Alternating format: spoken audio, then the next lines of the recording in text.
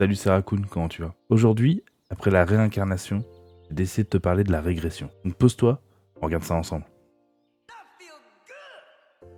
Quand je t'ai présenté la réincarnation, je t'ai expliqué que dans les mois, il existait différents thèmes qui pouvaient être connotés, qui se ressemblaient. Et donc quand je t'ai expliqué ce que c'était la réincarnation, je t'ai également dit qu'il ne fallait pas le confondre avec le terme de régression. Et donc aujourd'hui, je suis là pour t'expliquer ce que c'est la régression. Le principe de la régression, c'est un concept assez simple. Tout simplement, comme la réincarnation, le plus couramment, la régression intervient après la mort du protagoniste. Le principe de régression, c'est un concept qui désigne le fait que le personnage revienne à un état antérieur de sa vie. La naissance, son adolescence, même 2 jours plus tôt. Mais voilà, le principe fondamental, c'est que le personnage revienne à un état antérieur de sa propre vie. C'est un principe qui se retrouve très régulièrement dans de nombreux mangas, manhwas. C'est même un des principes phares avec la réincarnation que j'appelle le triptyque de la mort. Le triptyque de la mort, c'est tout simplement les personnages vont se réincarner, les personnages vont régresser, les personnages vont transmigrer. Alors, transmigrer, c'est un peu comme c'est le terme un peu francisé pour isekai. On en parlera aussi dans une autre vidéo. Quel est l'intérêt pour un auteur de faire régresser son personnage? En fait, tout simplement, la régression va permettre au héros de tout simplement revenir dans le passé, soit pour prévenir et contrecarrer une menace future qui potentiellement va détruire l'humanité, et même le plus couramment qui va se retrouver, ou alors le personnage principal va tout simplement pouvoir régresser pour son propre bien personnel, pour assouvir une vengeance, un besoin propre, juste changer son futur, éviter quelque chose qui va lui arriver. Ou alors le personnage va pouvoir régresser, mais plus là, moins dans un intérêt personnel, dans un intérêt commun, mais plus pour, par exemple, souvenir aux besoins de quelqu'un d'autre. C'est le thème le moins courant, mais qui peut se retrouver également. Maintenant que je t'ai présenté ce que c'était la régression, je vais te présenter 3 webtoons qui, pour moi, sont 3 bonnes portes pour comprendre ce principe.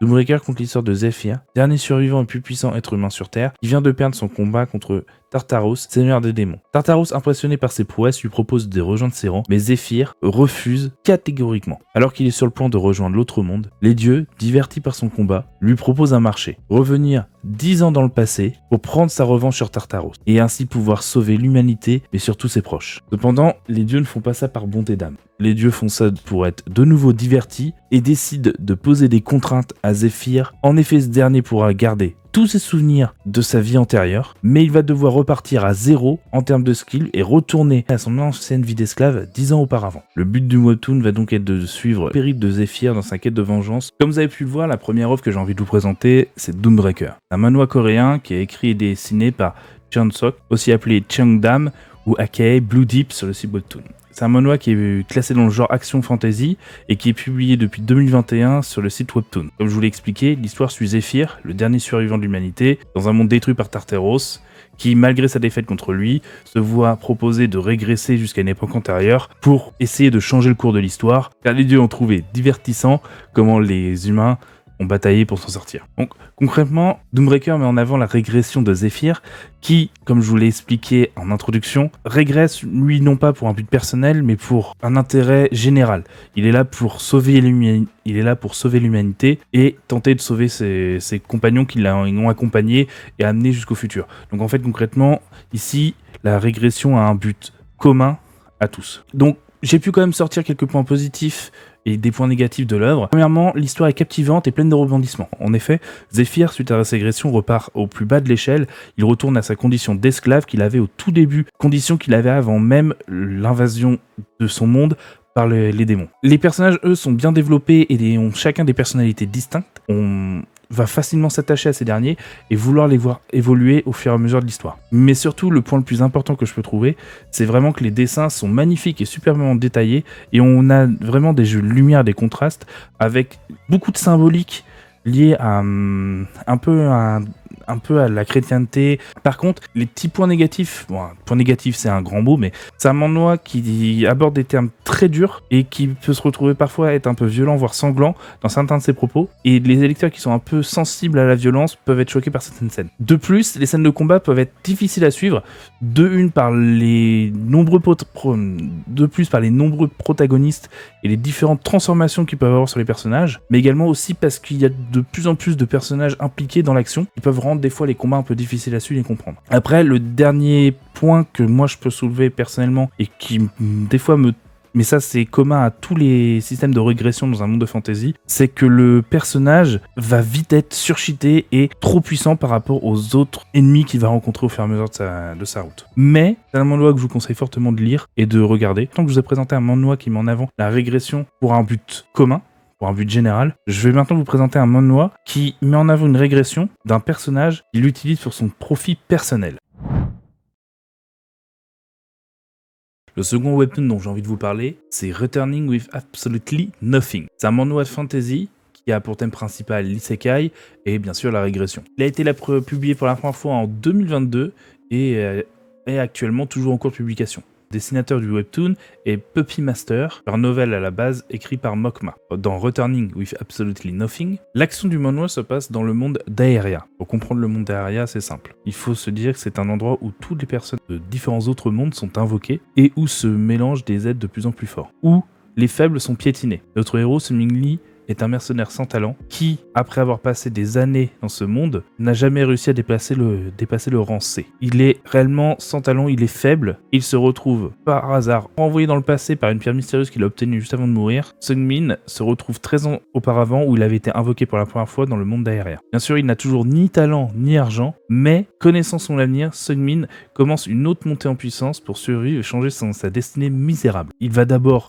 grâce à ses connaissances, tout faire pour avoir un meilleur départ qu'il n'avait eu 13 ans auparavant. Seung-min a donc pour seule volonté de réussir à tout faire pour s'en sortir. Ici, on n'est pas en face d'un protagoniste, un héros qui va avoir comme volonté de sauver le monde ou de secourir la veuve et l'orphelin. Le seul but de notre héros ici est de réussir à s'extirper de sa condition de no class, de sans classe, et de enfin pouvoir devenir fort. Il se compare lui-même à une larve sans talent qui est amené à ramper sur le sol. Returning with Absolutely Nothing, c'est une pépite cachée qui est vraiment incroyable. Le style artistique est vraiment unique et qui évolue plus on va le lire, qui évolue et grandit plus on va lire le manhwa. L'intrigue est vraiment un thème simple qui met vraiment l'accent sur la quête d'évolution d'un être faible sans talent à la recherche de force. Cependant, Seung-min Lee, notre héros, n'a rien de spécial. La seule chose qui le rend intéressant, c'est que c'est le personnage principal. En effet, il n'est pas fort, il n'est pas charismatique, il n'est pas beau, mais pourtant, on ne peut s'empêcher de le soutenir. Seung-min Lee n'a pas de triche, il n'a pas de talent. Il a seulement la connaissance du futur et une volonté pure à toute épreuve. Pour moi, c'est un manhwa incontournable que je recommande fortement. Je vous invite à le lire. Après vous avoir présenté un webtoon où le héros régresse pour sauver l'humanité et un second où le héros régresse dans un seul but personnel, j'ai envie de vous présenter maintenant un webtoon où la régression sert non pas le héros, mais un être qui lui est extrêmement cher. C'est Ma fille est le boss final, ou My daughter is the final boss. Dans le webtoon Ma fille est le boss final, on y suit l'histoire de Lee Seung-joon, un père terrible qui a abandonné sa fille quand elle avait 5 ans. C'est un être qui a été égoïste, orgueilleux, irresponsable et colérique, mais qui le regrette terriblement à la fin de sa vie. En effet, il n'a pu que regarder sa fille devenir une sorcière maléfique et qui a pour seul but de détruire le monde et causer la destruction de l'espèce humaine. À la fin, alors qu'il est en train d'affronter sa fille devenue une sorcière maléfique qui cherche à détruire le monde, Lee Seung-joon regrettera comment il a traité cette dernière et décidera de la protéger. Alors qu'il meurt des mains de sa propre fille, le destin lui donne une seconde chance et un nouveau fardeau à porter. Il se réveille en effet avec sa fille de 5 ans qui se tient devant sa porte, avec sa mère, et une nouvelle quête magique qui doit l'amener à empêcher la destruction du monde par sa propre progéniture. La quête doit amener Lee Seung-joon à empêcher sa fille de subir 5 catastrophes qui l'ont transformée en la sorcière maléfique. Il doit en effet maintenant éviter tous les malheurs qui l'ont originellement rendue méchante et il doit pour ça devenir le père attentionné qu'il n'avait jamais été. Le prix de son échec, c'est la fin du monde. Ici, on y suit une quête de rédemption de Lee Seung-joon qui va tout faire pour empêcher les différents triggers qui vont amener sa fille à devenir la sorcière maléfique qui va être amenée à détruire le monde. Le manhwa est sorti en 2022, il est tout récent, publié par Daum et il est dessiné par l'auteur RK Studio. C'est un manhwa coréen, traite des genres action, comédie, drama, fantasy, et qui est dans la veine classique des manhwas qui traitent de portails et de tours avec des différents monstres à affronter. Mais ici, l'intérêt vraiment principal du manhwa, c'est la relation qui va se développer entre Lee Sun-joon et sa fille. Pour ça, c'est là où la régression est hyper intéressante, car elle va permettre à Lee Sun-joon déjà dans un premier temps de renouer avec sa fille, de créer les liens qu'il n'avait jamais pu, et surtout grâce à ses connaissances futures, de se développer et de devenir plus fort, mais non pas pour protéger le monde, etc., mais pour protéger sa fille des événements qui pourraient venir l'attaquer elle-même. Le manhwa est vraiment intéressant parce que l'intérêt principal de ce dernier n'est pas la conquête de la tour, la défense du monde contre des forces extérieures, mais c'est vraiment la relation père-fille qui va se développer au fur et à mesure du webtoon et qui va faire que on va s'attacher de plus en plus, non pas à Lee Sun-joon, mais à sa fille, qui a des interactions mais vraiment hyper cute, hyper mignonne. Et franchement, je pense que c'est un manhwa qui, pour des personnes qui sont pas adeptes du genre de la régression, est un très bon moyen de rentrer dans le genre, parce que on n'est pas sur des quêtes extraordinaires ou hyper impressionnantes, on est vraiment sur un père qui va tout faire pour que sa fille ne devienne pas méchante. Je vous remercie d'avoir suivi cette vidéo. N'hésitez pas à laisser des commentaires, à la partager. N'hésitez pas à me proposer des webtoons dont vous voulez que je parle dans d'autres vidéos, ou à me suggérer des webtoons à regarder. Je suis toujours friand. Je vous dis à la prochaine, c'était Raccoon. Tchuss.